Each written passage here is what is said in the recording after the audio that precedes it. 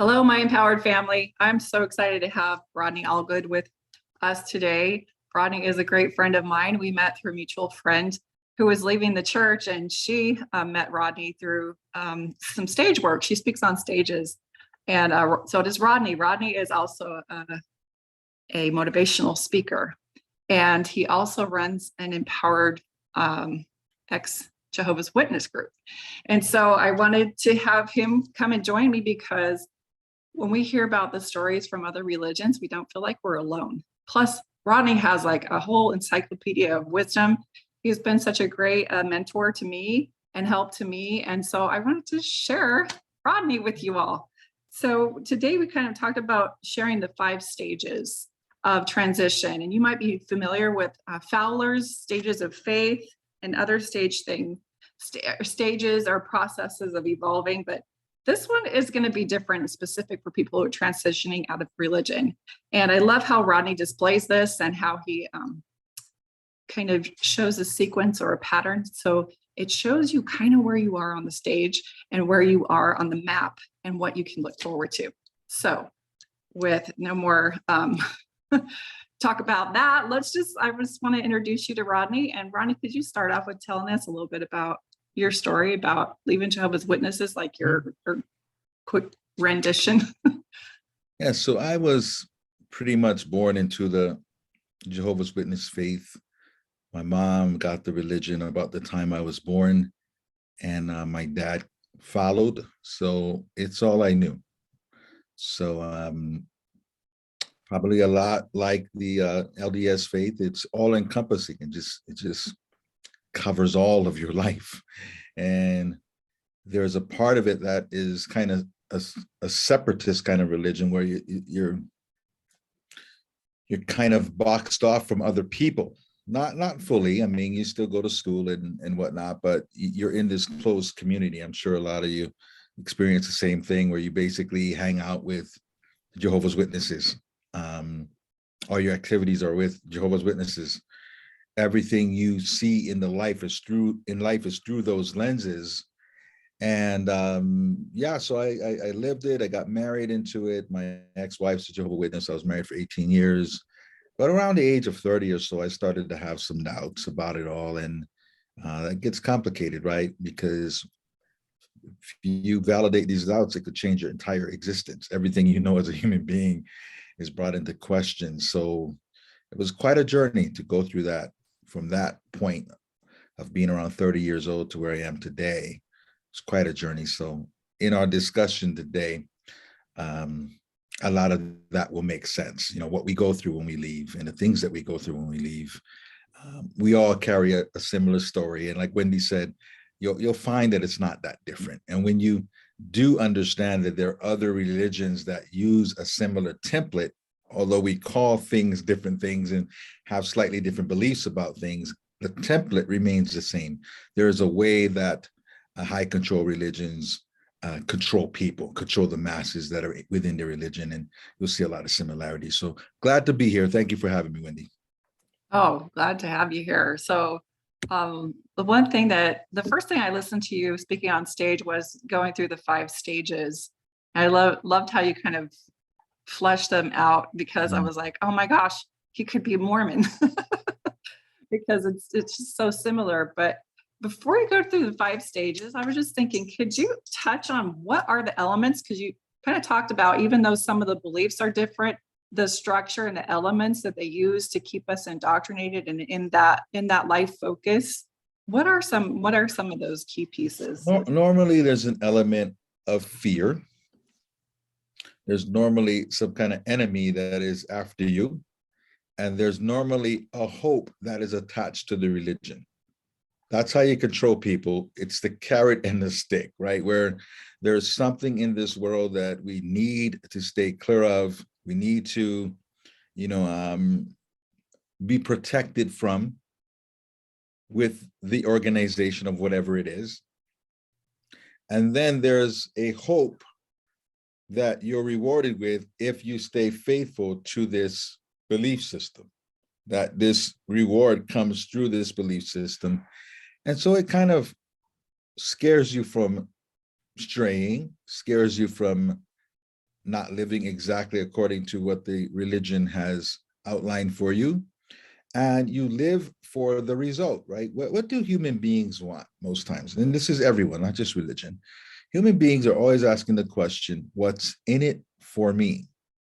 For Jehovah Witnesses, they're going to live on a paradise earth with pretty much just Jehovah Witnesses. God's going to destroy everybody else and restore the earth to the paradise conditions of Adam and Eve, which God's chosen people, the Jehovah Witnesses, get to enjoy with friendly lions and tigers and pandas and eating watermelons and fruits in the middle of a field every day.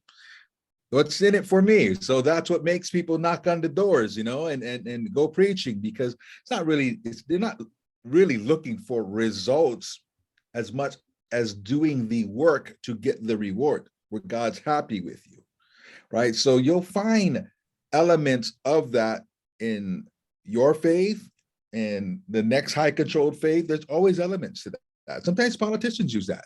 Politicians will create fear, and they'll create a hope that if you vote for me, I'm the only person that can bring this about, right? So you create fear, you create an enemy, and you create a hope.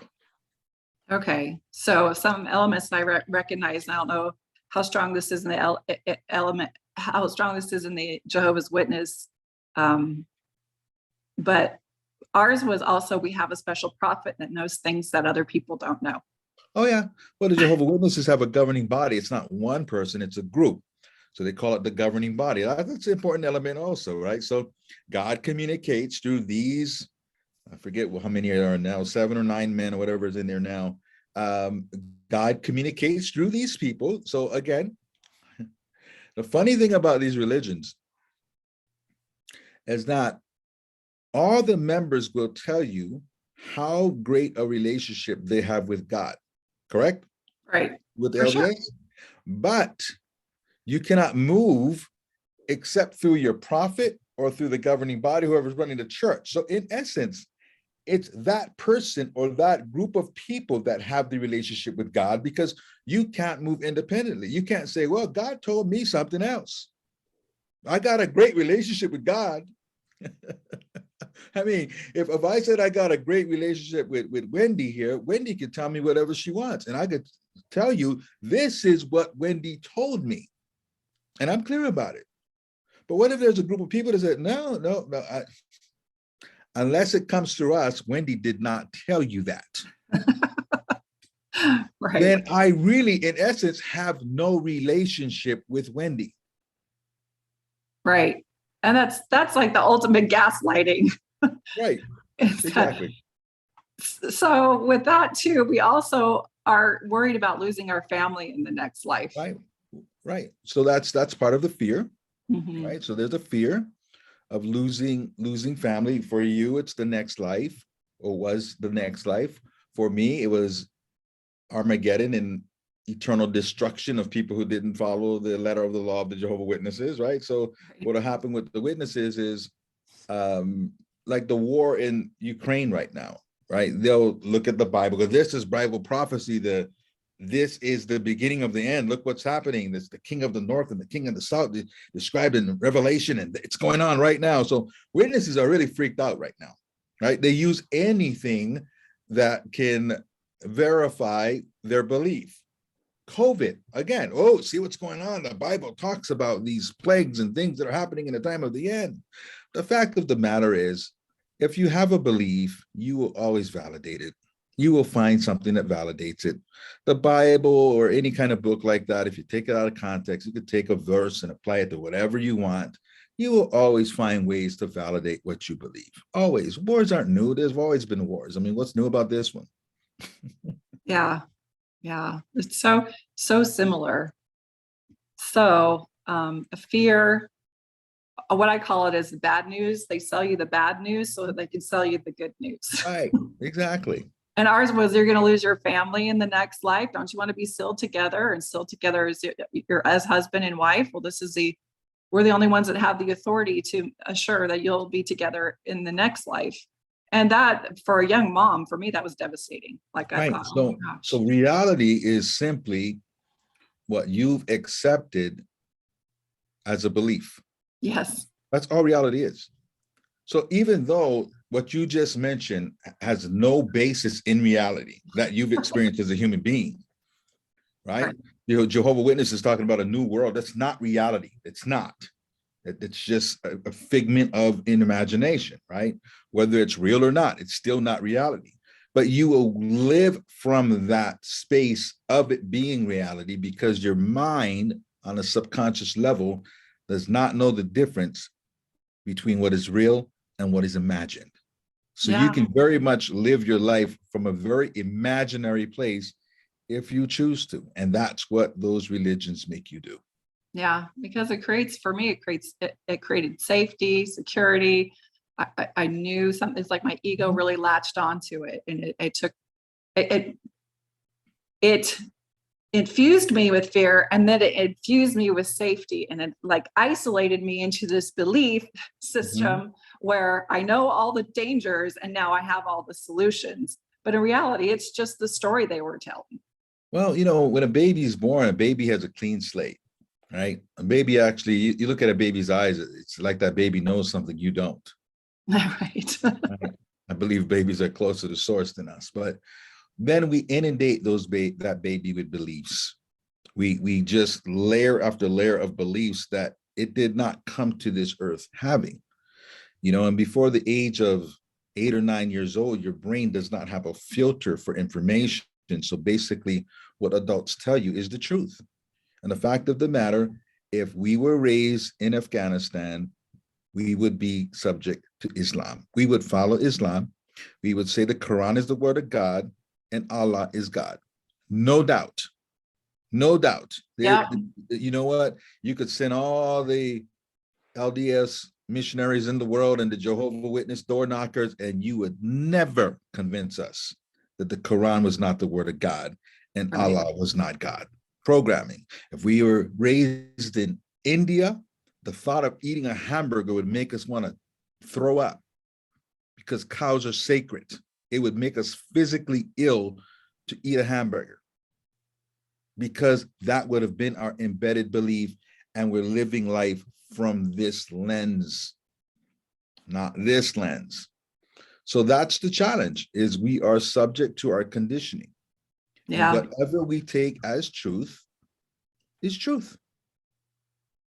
Yeah, I know a lot of my clients really struggle who are living in densely populated LDS areas. Now that might not be so much with Jehovah's Witness because so many LDS members are centralized in like Idaho and Utah and a lot in Arizona. And so when everybody's living it, you think that this is the reality, and it's so you doubt yourself thinking, that's a different kind of challenge that y'all have. You just took over certain areas, right?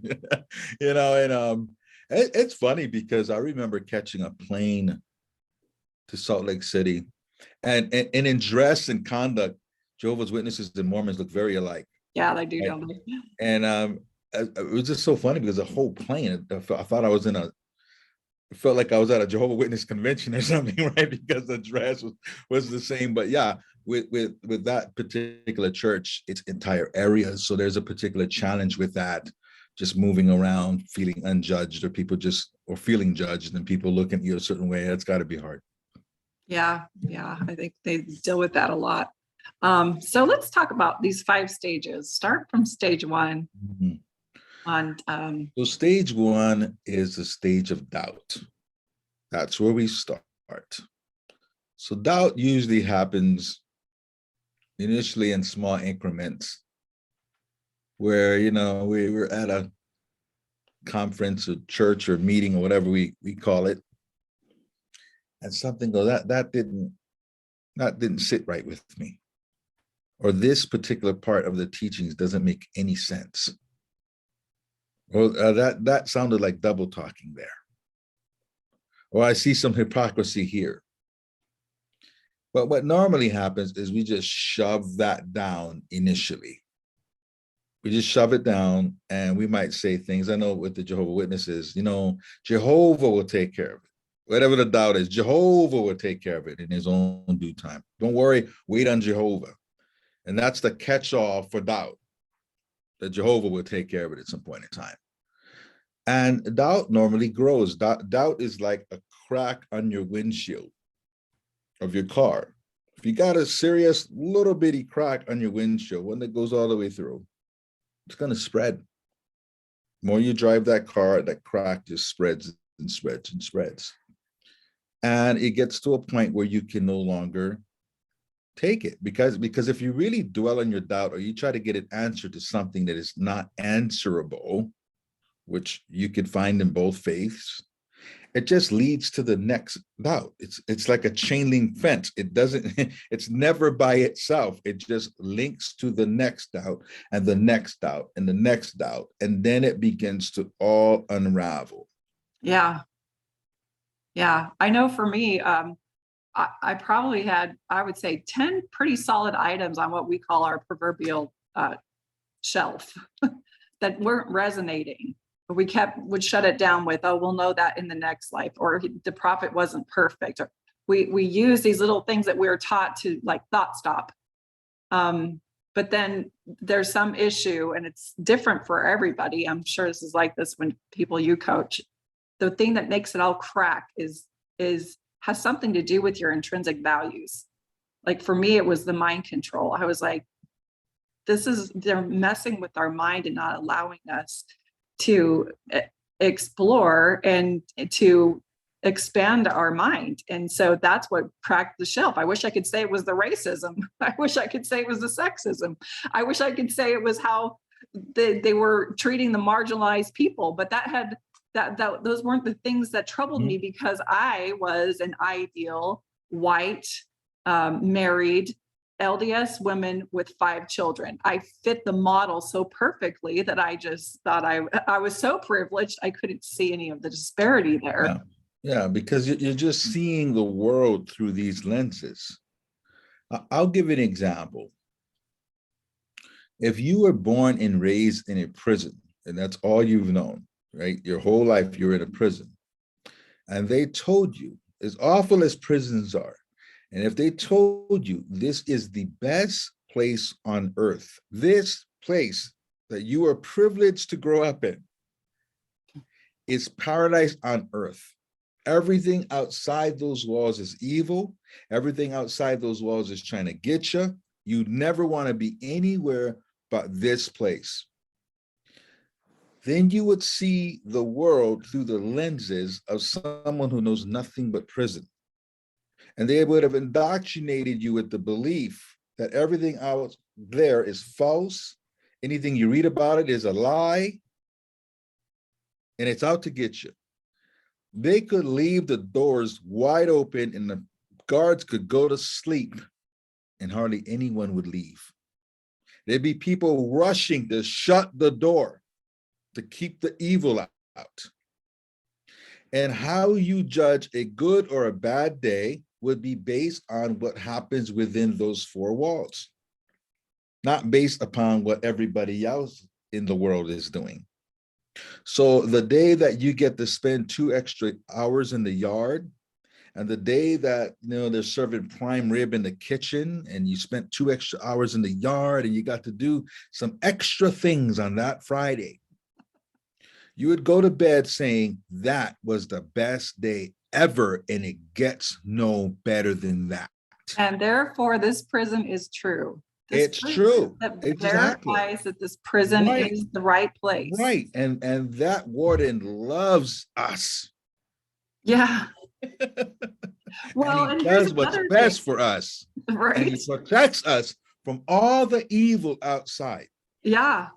Okay. Now, if somebody like me or you, Wendi, who started doubting, like, I think I better get out of here. Okay. And one day they leave the door open again, me and you are out. Right.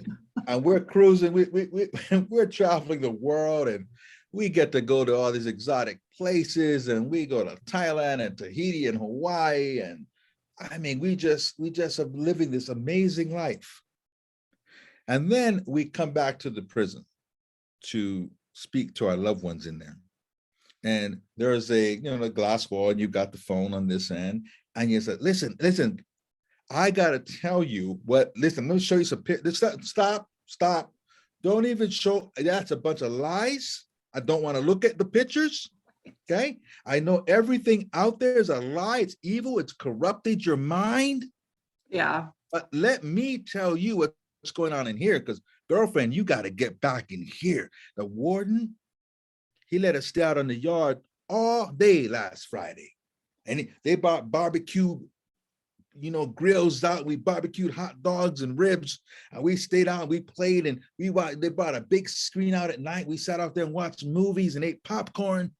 Oh, it's so good. Get back in here. You're missing out. You're missing out.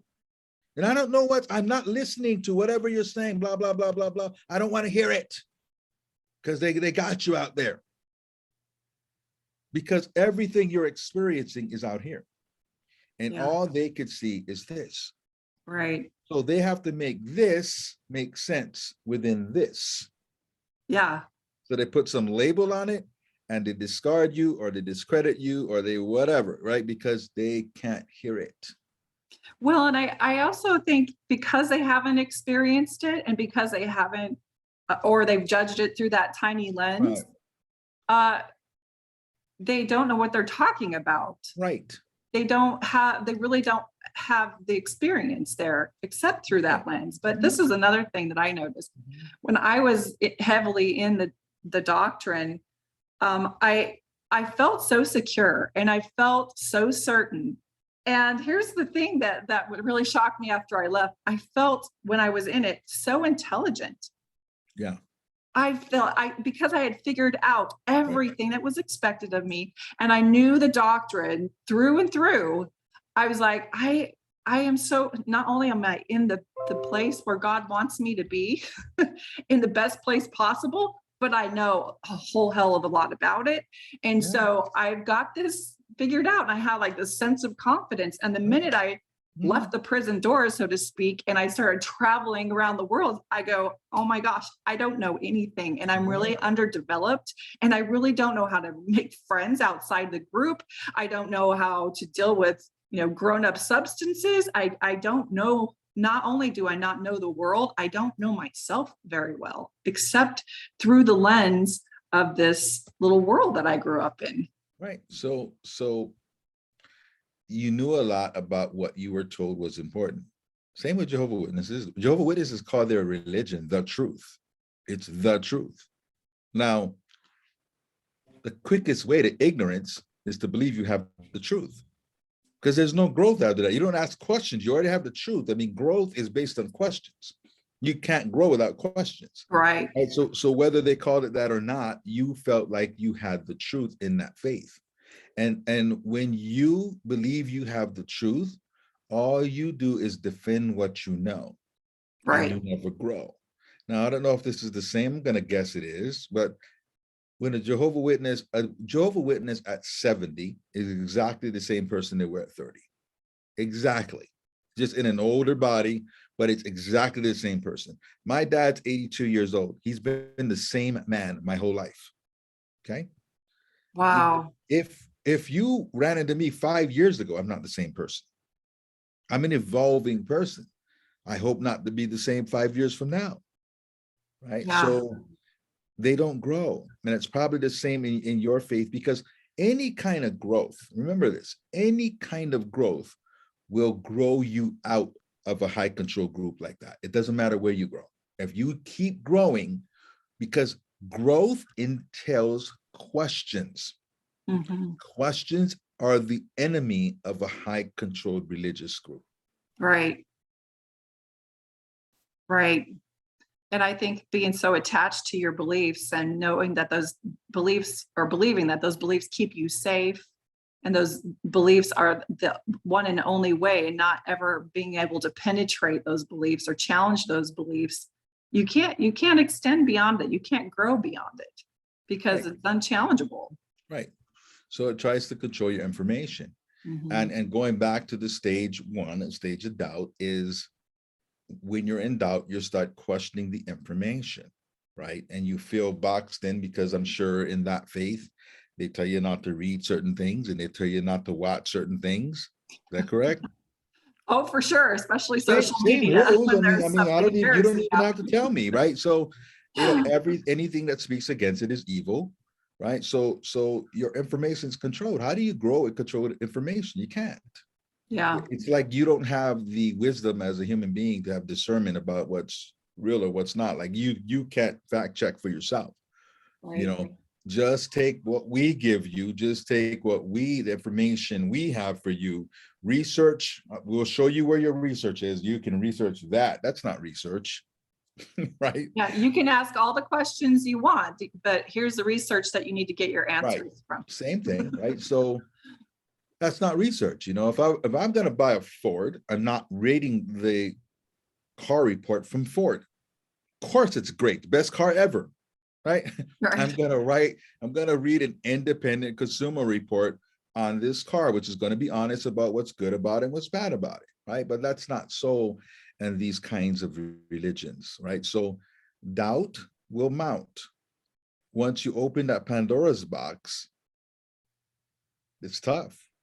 Once you go down that road where the first stage of doubt that leads you to the next stage is when you allow yourself access to information that you're not supposed to read. Yeah. Once you open that, it's a wrap. You're going down the rabbit hole. Okay. Well, for me, it was because I was warned so much about that information that when I read something that conflicted with what I knew in my mind, I had that feeling of confusion. I could only identify it with the dark temptations of the devil. But really, that confusion was my mind trying to expand and consider, knowing that if I did invite that doubt in and I fed it a little bit more and I researched it a little bit more, if it were true, I think this is the next stage you're going to talk about. If it were true, well, what does that mean? Right. What does that mean? And that's why you suppress doubt, because you're afraid of the next stage. Yeah. Now, whenever you have a conversation with a current member, if it comes up, it happens every now and then, right? Where I go back to where I'm from and I run into somebody. You know what I tell them? Because sometimes they're trying to bring me back, you know. Hey, Rodney, hey, good to see you, buddy. Hey, man, you ever think about coming back? You know, it's end of days is here, man. I mean, I don't know how much time this system has before, you know, Jehovah, Armageddon's any day, Rod. You know, you really need to think about coming back. I mean, can we talk? You know what I say? What's that? I say, everything you know, I know. As well as you know it, I know it. But I'm not doing what you're doing. Is that true? That must mean I know something you don't know. So I'm okay to talk. Just know that one of these things will happen. You will shut down on me. You will get mad at me. You'll look at me like the devil, or the foundation of your whole world will crack. You still want to talk? Love it. Right? And their eyes get this big because you opened a window. No, I just told you the truth. Yeah. There's nothing you're going to tell me I don't already know. I did that for 35 years. Right. I taught gospel doctrine for 8 years. I get it. Right. So there's nothing you're going to tell me. The only person that can learn something new is you. Yeah. And they know that's what they're going to do. They're going to shut down. Yeah. Right? Because I'm threatening life as you know it. That if you listen to me, right? If you don't shut down, that might threaten your whole marriage. Yeah. That might threaten your business. That might threaten whether your mother ever talk to you again. Yeah. That might threaten your relationship with your children. You better be a very courageous person to want to go down this road with me. Mm-hmm. Oh. And if they continue, I'm telling you, listen, I told a witness this one time, and maybe this will relate. I don't know if this translates to your world, but I was in Hawaii. I was born in Hawaii, and some witnesses were at their cart. I'm in Waikiki, and I was talking with some friends, and this man starts talking to me, and I didn't know where he's going. I mean, I was a witness 35 years. I know exactly where your little small talk is going. So I said, his name was Dave. I said, Dave, I was a witness for a long time. Really? Really? Wow. Can I ask you why you left or why you left Jehovah? I said, well, Dave, we can talk. Because he says, he really wants to talk to me. I said, we could talk, but I have some stipulations. Like, what's that? I said, we talk for at least a half an hour, no less. Okay. You cannot tell me we're going round and round again. Let's end this discussion. You cannot say that. Okay. You cannot tell me you have somewhere to go. So let's end this discussion. Okay. You cannot tell me you're going to do research and come back to me because you never will. Okay.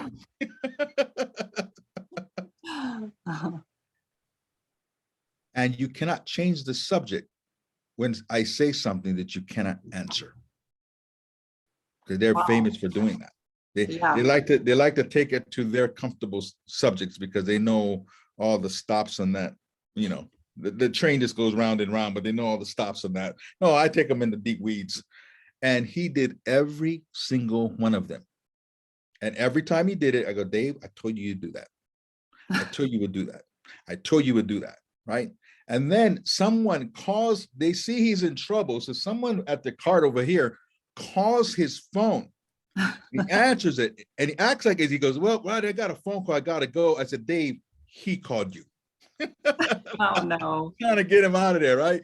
So I was like, do you realize how programmed you are? Because I told you what you were going to do and you did every single one of them. You're not thinking, you're programmed. Yeah. Yep. They packed that whole cart up that they use and hightailed it out of there. The whole like 4 or 5 of them, they got out. I was the devil all of a sudden, right? Yeah, well, and that's the thing. It's not that you're speaking the truth, is that uncomfortable feeling it to them. That uncomfortable feeling feels like it's so uncomfortable. It feels like the devil. Right.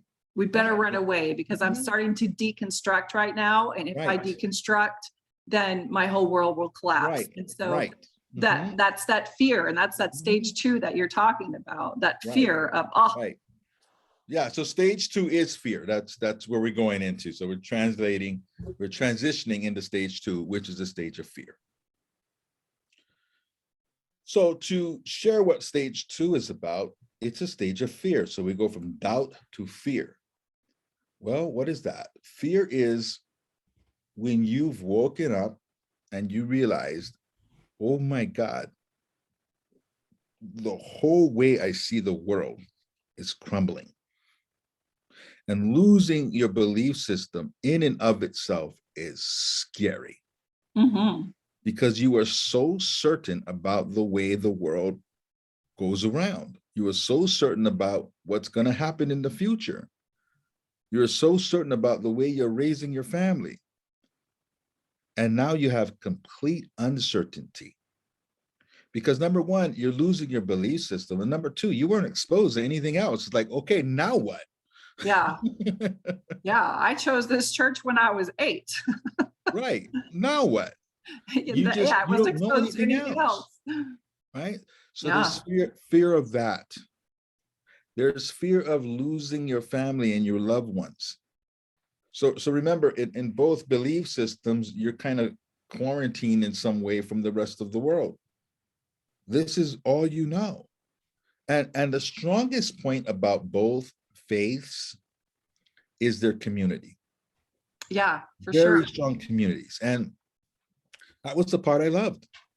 I mean, when I'd go to a movie, I'd take 20 people with me. I mean, everything was done in big groups. We'd go ice skating, 30, 50 of us sometimes, camping, several families, 4, 5, 6, 12 families sometimes, camping. And it's your whole world. I mean, I had some of the same friends from the time I was a little kid till I left. I had been in 15 weddings. I mean, when my friends got married, I was in wedding after wedding after wedding after wedding. And I was a popular Jehovah Witness. I mean, I was one of the cool kids, right? So, I mean, leaving that was hard because community is not common. those you think it is when you're in it because it's all you know. But most people in this world don't have that kind of community. Yeah. Right? Even when I traveled, I would, like, my sister lives in California, and I'd visit her, and all the witnesses in her congregation were friends of mine. I had friends all over the place, like literally thousands of people that I felt connected to. And losing that is hard, on top of your family. Yeah. It's daunting. Where do you go? Where once you leave, where's my support coming from? Who's got my back? What if I get in trouble? Yeah. Or what if I get sick? Or what if Right. all the things that you're used to? Like for us, it's getting a priesthood blessing. If or we're moving, we need help, so we call the elders Yeah. quorum over. Or I'm having a Jeez. baby and I'll have a couple Yeah. meals brought in, and now all of that is just left up to me, which is actually a normal life experience. But it scares us because that community was Right. so strong, and now these communities they're not duplicatable anywhere Yeah. else. And Right. it's the Right. one thing that we really crave after we leave. I can deal with the fact that I don't go to church anymore. I can deal with not the doctrine and all that, but longing for the community and the void that loss of community creates is so big for LDS members. I know that. Same with Jehovah Witnesses, right? So yeah, you mentioned moving. Whenever I moved, I have an army Right? at my house. A couple of The phone women calls. would clean my house and the men Right. would move it. Oh yeah, yeah. So it's stuff like that. You get out. I remember one day after I left the church, I flew back to Maui for something. I was in Maui for like 20 years. And I remember something happened to my car, my rental car, something happened. And I walked a mile and I had no one to call. I had literally no one to call to help me with whatever the situation was a long time ago. But I just remember, my God, I had 20 people I could have called before that would have been there in 5 minutes. Right. And Right. I'm carrying my baggage or whatever, and I'm walking. And I'm like, wow. And that was hard back then because it's all I knew. Yeah. Yep. That is another control method because they want you to miss your family and friends, so you come back. Yeah. Yeah. So fear is big, right? Fear, this fear of losing life as you know it, fear of everything crumbling around you, fear of not having that support, fear of losing your belief system. Stage 2 goes into stage 3 because the things that you feared came true. I like to say that fear stands for false expectation appearing real, as if you have some control over it. And that's true in most areas of life. But in this particular area, what you fear is real. You know why you fear it so badly? Because you did it yourself. You shunned people yourself. There's people that while you were in the church, you didn't talk to anymore. You know, you removed yourself from people's, you know what's going to happen because you did it. You've been on the other side of this. And what happens is when it starts to happen to you, you get so resentful and so angry at people for not being true friends. You start to realize that they weren't your friends, they were your comrades. There's a difference. Comrade is somebody that you are hanging out with or you're together with because you have something in common. You know, you're on the Dallas Cowboys, you're comrades, you get traded to the other team, you're not anymore. Where's the friendship? Well, you play for the Eagles now. Yeah, we can't talk to you. Right? I mean, you come into a bunch of money, you join that expensive country club, right? And you got a whole bunch of new friends, you know, 150 new friends, a bunch of rich people in the country club. But you lose your money, where's your friends? Yeah. Right? The same thing. And it makes you mad. And you go into stage 3, and stage 3 is a stage of anger and resentment. Anger and resentment first will come normally from you researching and finding out things you never knew about your own church. Yeah. You're like, oh my God, I never knew this. Oh my God, I didn't know the history. Oh my God, how was I a part of this for so long? And nobody ever told me this. Oh my God, I had no idea they were a part of this and that and this. It blows your mind. And you start to see how all your information was so controlled. That they tried to put the devil on all the things that they didn't want to talk about. Oh, that's Satan, that's evil people. No. Let me tell you something. If you were my woman, if me and you together, Wendi, and I'm paranoid about my phone, don't ever touch my phone. I got a code on it. I'm just, don't. I told you not to touch that. Why is that? Because you got stuff on there you don't want me to see. Right. Because if I saw it, I'd probably leave you. Right. It's the same thing. It's the Yeah. same thing. Truth does not hide. Truth is not evasive. Truth doesn't need to tell you don't look at it. Yeah. Truth stands up. Now, even if it's not true, authenticity does the same thing, because authenticity can admit mistakes. Mm-hmm. Authenticity says, hey, this is who I am. Transparency, look right through me. What you see is what you get. But when you hide things, that's a whole nother subject. And it makes you mad when you find out. And it makes you mad that you got all this great information and things to open up other people's eyes, or even if you don't open up their eyes, just so they can understand you. Mom, listen to me. You can believe what you want, but please respect me for I'm making a decision because of this information. Will you look at it? Can you just see me? Can you just understand me and not act like I'm the devil? Because this is what's bothering me. I'm not looking at that. No, don't you. You get mad that nobody wants to even listen to you. You get mad when you start to see what they're really doing. Oh my God, these are all techniques of manipulation. Look at that last talk of that last sermon. My God, I know why you're saying that now. You start seeing through everything. Yeah. And it makes you mad. And then you get mad because of so many lost years. My God, I would have did so many different things. Oh my God, I had that opportunity. I missed it because of religion. I could have been this, I could have been that. I would have made different choices. Why did I marry that person? You start like looking at your whole life saying, I would have made such different choices. And look at where I am today. Where did I go from here? You're mad. Yeah. You would have lived your life differently. Well, and you tend to circle back around too and get so angry at the church. And because the people in the church are invalidating your experience, then we look for that validation. And then we get into the ex-Mormon groups or the ex-Jehovah's groups because they see us. They understand us. They say, you're not going crazy. That happened to me too. It's real. It's real. And so now we're just looking for that validation because we've been misrepresented. We've been misunderstood. We feel the betrayal, and we're watching the gaslighting happening right before our eyes. And it's like we're knocking on the window to our family who we love, who has supported us our whole life. But it's like this glass window, and they're just looking at us and going, look at how angry. See, this is what happens when you leave church. Right. And you mentioned something earlier, how you had so much knowledge about the church. Okay. So let me explain how people get stuck in stage 3.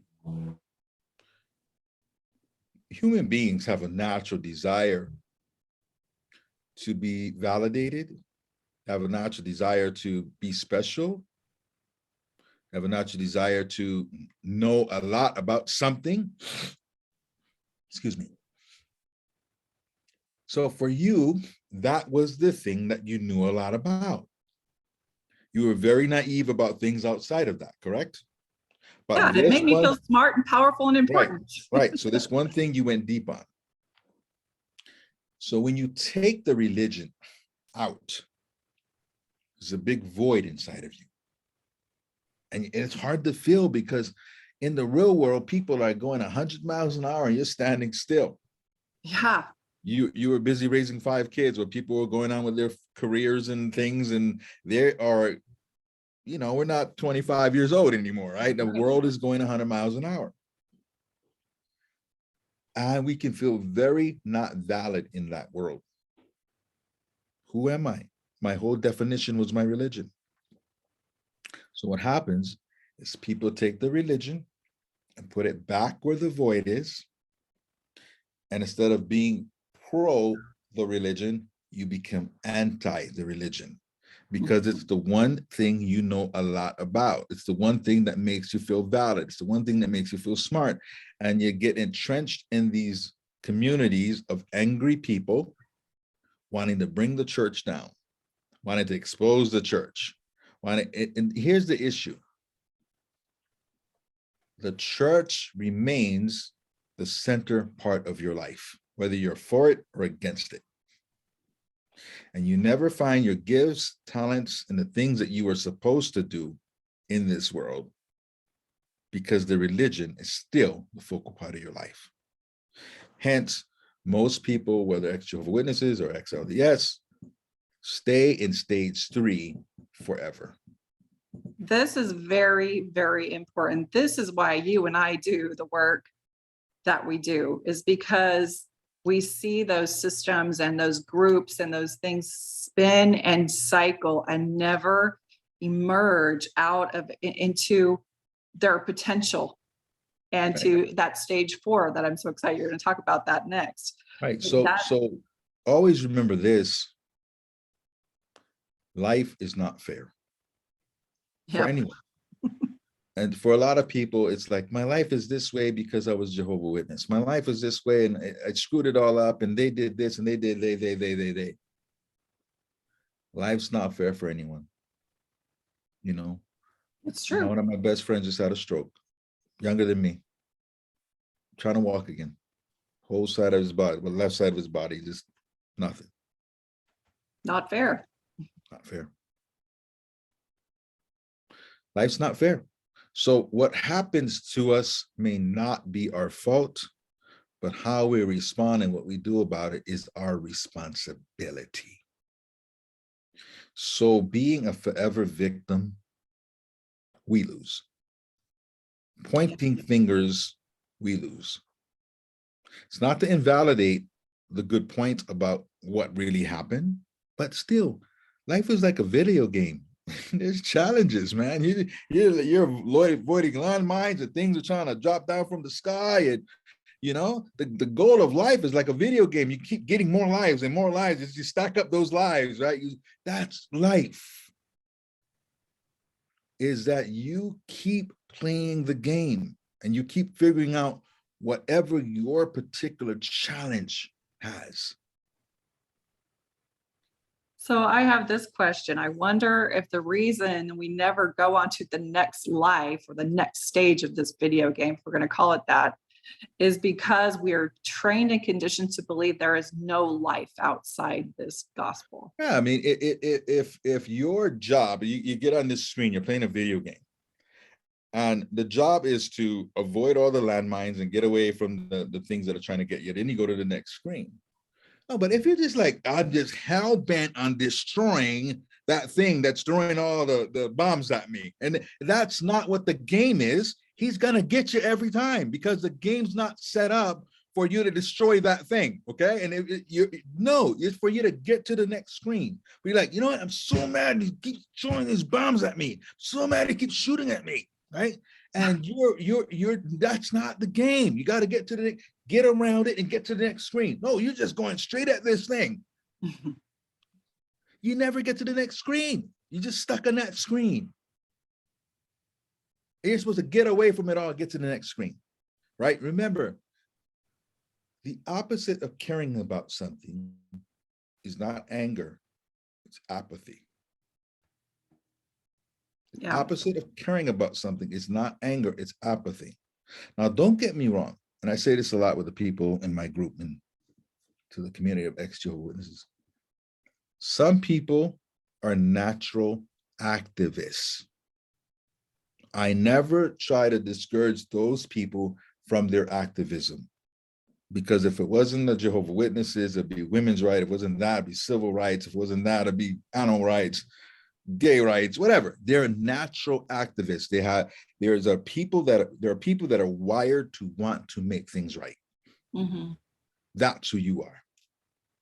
But Yeah. don't confuse activism with wanting revenge. Right. Or venting your anger. It's not the same thing. An activist can be happy with their life in activism. It's a purpose-driven life. That person can live a happy life being an activist, and we do need those people. But the person who's acting like an activist because they're angry will have their whole life passed them by, and they will die angry. Yeah, because to me, it's because they're trying to make the church responsible for what happened, and they are seeking the revenge, and they want to reveal and they want to expose the church. But at the end of the day, if the church is entirely exposed, who are you? Right. You're just somebody who spent your life exposing the church. But in reality, you can become somebody who is our goal, at least collectively, you and I, what we're trying to do is help people heal and move on. That's my activism. To live your true purpose that you were given when you arrived. Yes. Not to make the church responsible, not to make the church accountable, not to get them to apologize to me, not to expose them. It is to help people see who they really are, what they came here for. You know, a good litmus test for anything you do is asking yourself, how do I feel after watching that, after participating in that? How do I feel?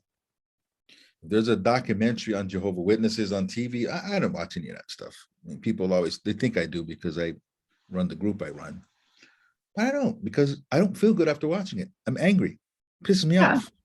Why do you need to open all those wounds again and re-wound myself? Not telling me anything new. I already know this stuff happens, right? So why am I watching it? Some people get so fixated on these things and like, okay, I mean, how many of these do you need to say? Right? Yeah. Or people get stuck in their research. This is another thing before we go on to the next stage. This is very helpful. You get stuck on your research. 5 years later, you're still digging up more things on the LDS church. How many things do you need? Yeah. Okay. Again, see me and you together, and you're suspicious of my business trips. And you're like, I don't know, man. Rodney's trips sound very, very sketchy to me. He's just running off and, last minute trips, and it doesn't seem like he ever accomplishes anything, right? So you put a private investigator on me, right? Trails me around. It's got the video and pictures and all that. I'm sorry, Miss Wendi. Hate to tell you this, but his last 4 trips, he took 4 different women with him. And it didn't go where you thought he went. He went to the Bahamas and he went to, Jamaica. And, right. Right. So you got all the proof that these 4 last trips were just not true. Okay. You're going to leave me. I'm cheating. You're going to go, dude, you're red-handed. Here's the proof. I'm out the door. Right? Now, would you spend the next 5 years of your life finding all the rest of the women? Because if you found 4, there's probably 30 of them, right? Yeah, but you've been doing this for a long time. Right. I mean, but are you going to spend your life digging up more stuff, going through bank receipts? And are you going to, what, there's 4, there's a 5th one, there's a 6th one, I know there's more. And you are obsessed about exposing every time I lie. Would that be a good use of your time? No. Because my life is, I'm wasting my life. I'm using my limited bandwidth to solve something that's already been reconciled in my life. You could never be in another relationship. I mean, what are you doing? I'm still my ex, and he just lied. I'm still researching. And he would look at you like, oh my God, what's wrong with you? And you wouldn't move on, and you would blame me 10 years later. You know why I don't have a relationship? I love to have a relationship, but that he ruined me. And we all know people like that. So how are we been people like that? Right. So when you have enough proof, be done with it. Yeah. Close the lid, move on, And then we can move into stage 4. And stage 4 is a stage of discovery. Mm-hmm. Who are you without the religion? Who are you? Like, who you were is who you've always been, but got derailed from, got distracted from. You got put on another trail. You're trying to find yourself, find who you always were supposed to be. Put it that way. Who are you minus the religion? Who are you minus your husband? Who are you minus your children? Who are you? Who are you? Go all the way back to figure out how you're wired, what your gifts are, what fills your heart, what your motivations are, what your passions are. You've got to find yourself because a religion took your identity. So in stage 4, you go back to find yourself, because when I ask the question, and 9 out of 10 or 8 out of 10 times people get this wrong, and I say, that's the first thing your GPS needs to know. They say, where are you going? I said, no. Nope. And they get stumped. It needs to know where you are. It can't take you to where you're going if it doesn't know where you're starting from. Right. Your life cannot get to any kind of vision that you might have for yourself without knowing a starting point. And at stage 4, you find out who you are. So at stage 4, you wipe the chalkboard clean about everything. And you ask questions. And you get curious. And you explore with no judgment. You see, religions like ours cause judgment. Everything was black or white. We just threw the baby out with the bathwater. So in stage 4, I went to a few Christian churches, non-denominational Christian churches. Did you go to a Mormon church? I didn't do that one. Oh. Too close to the Jehovah Witnesses. Wasn't interested in anything like that. Like, It had to be kind of loose for me. It had to be kind of loose for me. It couldn't be high controlled, right? But I went to Buddhist temple. I went to places that were more spiritual in nature. I mean, a different kind of spirituality. I just explored with wide open eyes, taking from it whatever I thought matched or resonated with me. And there was something cool about every single one of them. And in time, I started to see what resonated with me, and I kept a particular path that resonated with me. But there was something really cool about all of them. And I had the right to say and the ability to say for the first time, I like that, and I like that, but I don't like this, this, and that. So I'm going to take this and I'm going to leave that. Thank you. Next. I like that, I don't like this, this, that, and that. So I'm going to take this, leave that. Thank you. And eventually I start to find my way. Right now I'm in a space of perpetual growth, which means I can revisit something and go, hey, I rejected those 3 things 3 years ago, but I like that now. That now makes sense based on where I am today. Now I'm going to grab this. I rejected it back here, but I'm going to grab this now. Or the other direction too. You can look at that. I really bought into this, but now I've got more information. I'm tossing that one out. Right. Exactly. Either way. Yeah. Because I'm fully integrated with me, and all I am is a growing person. And one of the things that we're able to do in stage 4 that you're not able to do in high control religions is sometimes I say, I don't know. I don't have to have an answer. I don't have to like make up some, like this is the truth. And no, sometimes the answer is, I don't know. Yeah. And I'm okay with it. I call that living in the question, because I think that curiosity is what keeps us present. It keeps us in a state of wonder. And the minute we think we know everything, it's like we kind of shut the doors and squeeze ourselves off again. There will always be more questions than answers. Mm-hmm. And I'm okay with that. Because that keeps the ceiling open. I don't want a ceiling on myself. I want that. I want a big sunroof, a big convertible, right? There's always more, and there's always more. So stage 4 is a wonderful stage, but you've got to get past the anger to really be in the stage. And to get past the anger, realize that life is not fair. It's always challenging. Life on planet Earth is challenging by design. It's not fair for the antelope that's just chilling, lion just looking to pounce on them. Not fair. Yeah. Life is challenging. It's just hard, right? But it's also wonderful.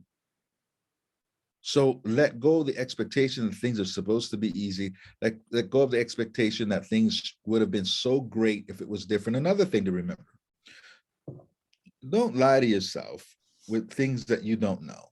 And what I mean by that is, it's easy for me to say, well, if I wasn't a Jehovah Witness, man, I would have did this and did that. And like, maybe not. Maybe I would have been a gang member, shot up some people. Maybe I would have got on drugs. Maybe I can go so many, don't always assume that the scenario would have been great. Maybe I would have knocked somebody up at 16. I don't know. It's just the life I have and what I have to do from here, right? So you can't always assume it would have been better. I choose to look at the fact that I outgrew the religion, right? I don't look at people as shunning me more than me expanding beyond them. Good point. For those of you who feel shunned, if you can make this paradigm shift, it will help you. I look at me as having expanded beyond them, vibrationally living at a different level, more than them shunning me. And what that allows me to do is to see me coming up and they remaining the same, instead of me being shunned under them where they're looking down on me. I never see it that way. They're not looking down on me because I'm up here. Okay. Right. And if That we was can't have a good advice. and if you can't have a conversation on my level, if you feel forced to shut down because you cannot conversate at the space in which I exist, you're not shunning me. I outgrew you. Yes. The people of my level, we can have a conversation. Yes. There are people that understand me. So Right. who's here's another thing that helped me at this stage too, is that I realized I had to get more interested in creating my life and my future than I was in making the church accountable or being understood by the people who couldn't understand me. Yeah. I So had to cross like a for the future. threshold that became more interesting and where I wanted to spend my time and my focus. Yeah. So when your future is way more compelling than the past is interesting, then you're moving forward. And a part of happiness, a big part of happiness, is progress. When you're not progressing, it's really hard to be happy. You must progress. So you must learn when and how to let things go. Things I cannot control, I don't let consume me. Okay. There's some things that really suck in my life. But if I focus on it, it will consume me. You know, recently, my son in January just decided to kind of cut me off. Right. I've not talked to him since then. And he just had a child in October. So I was going to say, isn't he the one that just had the baby? Shoot. Right. So I've never met my, I'm going to Hawaii sometime this month, but I won't meet my granddaughter, you know, and that sucks, right? But I don't dwell on it. I just trust that if I keep the path that is correct for me, that things eventually work out, right? But if I stay in anger, because nothing's going to change. If I just stay here and be angry and argue with them and send them messages and do all that kind of stuff. Not going to change whether he wants to. Yeah. But if I just keeping on with my life, and I want my life to be so freaking amazing that my kids cannot deny it. That my dad is somebody. Wow, he's up to something. You know, mom is just kind of declining as the years, and you know, mom's just nothing's really changed, but dad is still going up. There's something about dad, right? So I don't let it consume me. He's a grown man. He's on his own path. What can I do? Okay. That is such good advice. I'm glad you're bringing that up, because I know LDS people in the church, they, you know, either they're not able to be at their child's wedding because they can't go to the temple, or their family will shun them to the point where they won't invite them to places, or they can't see their grandchildren. And those things if we remember, they're out of our control. and our focus on them really, it brings us down. And if you can't control it, your focus on it is a waste of your energy and your creative ability. Nobody in my life, no matter how much I love them, nobody is going to distract me from my purpose on earth. That includes my own children. I am here for a reason. I understand my purpose. And if you understand yours, things become a lot easier. No one is going to distract me from my purpose. I will not go to the grave holding the gifts I was given because I wanted some superficial approval from people. I'm not doing it. Well, see, for a mom, I think that's still me having to rewire, because I was taught that my purpose was to have a family. My purpose was to be a mother, that I didn't have a purpose that extended beyond that. And so it does feel like, oh, them not participating in my life means I have failed in my purpose. And so what I'm hearing you say is that your purpose extends beyond being a parent, beyond being a spouse, once your beyond children being are grown, once your children are grown, they're on their journey. Yeah. My son's on his journey. Okay. Now, I was exactly like him at 27 years old. Everything he said to me, I get, because I said the same thing at 27. Right. I don't know if that makes it better or worse. Right. I mean, so what it is, you know, when I had my first kid, excuse me, I got really excited about being a Jehovah's Witness. Oh my God, I got to be the best husband now. I got to step up my husband duties. Oh my God, I got to be the best father to this little kid. And I tried to be a uber Jehovah's Witness. He's just going through the same thing, right? But I also trust that because I am also in his DNA, that in his 30s, early 30s, 31, 32, he'll start to wake up. Start asking questions. Right. And he'll have something I did not have. He'll have a dad that could show him the way. So sometimes you are a pioneer, right? So remember how important the word courage is. When you are a pioneer, you lead the way. You lead with courage. For all I know, there might be a day that my ex-wife wakes up. Then I'm doing some conference. We do conferences with the group, you know, I run. And maybe one day I say, and I tell this story, and maybe I bring them all up to the stage. And maybe she says, you know, I couldn't see it back then, but you know, he was so right all those years ago. Maybe. But it will not happen if I stay in anger. No, that's true, because you can't grow in anger. No, for me to just be a happy person, and all I do, the reason why my son said that is because in his mind, he thinks I'm an anti-Jehovah Witness, because he saw something, somebody shared something with him, a video or something. I got all kinds of stuff if you Google my name. He saw something. And he immediately made the assumption that I'm attacking witnesses. And you know what I do, Wendi. I don't attack witnesses. No. I just help people move forward. But because of his programming, I probably didn't even watch it. Oh my God, my dad's doing that. He just texts, he wouldn't even talk because he knew I'd probably out-talk him, right? So he just texts. Oh. So here's Still hurts. It does. I mean, it does. I mean, that sucked that for a week. I mean, I had to process that. But I also have the courage to know that I've got to walk my path. And when you're consistent with your path, more things work out for you than don't. I have some great stories of relatives that have woken up because of my work. Mm-hmm. I have a cousin that found a video of mine.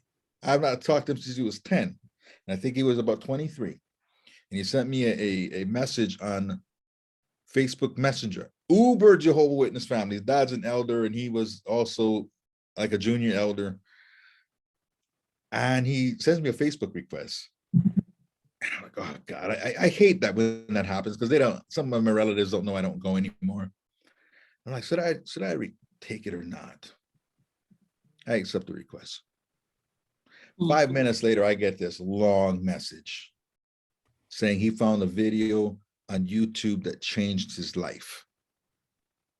And then he realized that's my cousin, Rodney. I've had a couple of family members do that too. Certainly friends. They're like, I would have never guessed that you would have left because you were so on fire with the gospel. But when I got this video of you and I was already transitioning out, it helped me realize that we can grow, we can expand. And that wouldn't have happened had I not had the courage to focus on what my purpose is. And my purpose is to help liberate minds. Courage. Courage. It's the biggest. It does take courage to do that. It's the biggest word because, as Maya Angelou said, she said it's the most important quality because you cannot exhibit the other qualities without it. Yeah. First and foremost. So stage 4, stage of exploration, find yourself. Stage of discovery, find yourself, explore. Take off the stigmas and take off the judgments and take off the preconceived ideas about things and just explore with an open mind. I think this can be helpful with therapy too. Like you process your traumas, you can go through plant medicine, you can go through journaling, you can do all kinds of things to unpack what's happened to you. So that you can understand who you are underneath all of that. Because the programming is not just, the indoctrination from the church. You've got family dynamics, you've got relationship issues, you've got all kinds of things that need you to be able to observe them without the layers of indoctrination, without the layers of trauma, and to be able to see them in a new way so that you really know who you are underneath all of that. And then stage 5 is a stage of self-knowing, right? So it doesn't mean you stop growing. You just kind of go, yeah, this is my base. This is the direction of my belief system. I've let these things go. I don't believe in these things anymore. And sometimes you can say that with certainty. Like there are things, and I'm not going to share because I don't want to influence anybody in what they believe. It's a journey for yourself. But there's some things that I would never, ever dream that I would let go and say, I don't believe that. And some of those things aren't going to change because I have very strong reasons why I don't. Right. Okay? But I know who I am. And man, God, the strength you get when you can grow a little bit of roots and say, this is who I am and I stand firm. It's the only reason why with my son, I can be the way I am because I know who I am. I stand so strong, you will see me. Not if, you will see me. When you can come from that place, everything changes. Things bend to you. You don't bend to them. When you're rooted in who you are and knowing who you are. Absolutely. Yes, I agree with that. It's an energy. You can feel it with people. And it's so much more fulfilling and satisfying. You get clarity, direction, motivation. Whereas when you're living in the world of listening to podcast after podcast of the old story over and over again, it's so stale and so boring and so discouraging and depressing. And you just become oblivious to who you really are. You have this whole journey ahead of you. Your purpose on this, one of your purposes on this earth is to share your gift, whatever it is. Whatever you believe God is today, is source, whatever you want to call it, God, source, universe, whatever your term is today, you were given something to share. And Wendi, you're doing it right now. You were given something to share. It's like knowing that an acorn is really an oak tree. Some people lose that seed a long time ago. Don't even know where it is. Some people just are just thinking this is all it's ever going to be. And then other people have the courage to put it in the ground and to water it, nurture it, and to let it grow. Mm-hmm. Every single one of you have a gift within yourself. And instead of wasting your time on things you can't control, spend your time figuring out what your seed is, where your seed is, and plant that seed. Because every one of us have the seeds of greatness within us. It's our birthright. It's our connection, whatever you believe, it's our birthright. And when we get out of our way, stop thinking so much and get out of our way, that force of whatever you believe comes right through you. For me, as a speaker, I know I'm gifted with words and I use it. So may I share a poem that might Yes, inspire love people your watching? poem. I This promise one there is will be poetry. this is called The Gift. It's my gift to you. It's called The Gift. There's a gift that dwells inside of you, bestowed by the universe. Your purpose dwells within your heart. It was given to you at birth. Your worth is not in question, but doubt won't let you see the greatness that lives inside of you. Your belief can set it free. This gift is not for you. Your gift is for us all. So consider it as selfishness if you don't heed your call. This life that we are blessed to live is not merely to exist. It's time to change your point of views. Take time to ponder this. Imagine yourself old. Your life is in review. Will you be filled with regret of the things you did not do? Will you have an empty feeling as you sit and stare, knowing that you will leave this earth with a gift you failed to share? So live to leave a legacy, and always remember this: that you're one of a kind and that you were born to shine, and your purpose is your gift. I love it. I love it. Thank you, Rodney. So let's get clear. Stage 5 is knowing yourself. Mhm. I would also say accepting yourself. Mhm. Self-acceptance, self-knowing. Yep. Yep. Mhm. And understanding that you are growing all the time and in a process of growth, and you're allowed to be messy, and you're Mhm. allowed to be amazing, and you're allowed to be all of the things. I think I've heard it said now that we don't have to be perfect. We can just be good, Yeah. because that's intrinsically who we are. Stage 5 is when you're ready to plant your acorn. Yeah. And water it. And And we have water a it. whole Yeah. other talk about how you Yeah, water it and how you exactly. align your habits with the goals you want to go to. That's That's like a a whole nother topic for sure. whole different topic.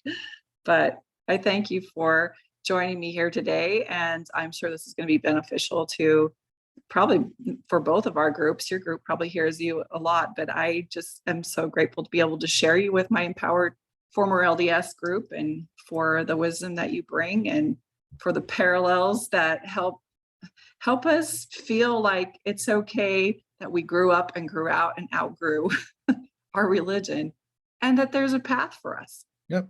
There is a path. As long as we're breathing, there's more to do. That's right. That's right. So thank you so much. And we will have you back on in the future, I hope. Right. And well, have a great weekend. Coming up is Thursday, right? Well, anyway, have a good rest of the week and a weekend. And Okay. I'll see you at some other point for sure. We'll see ya.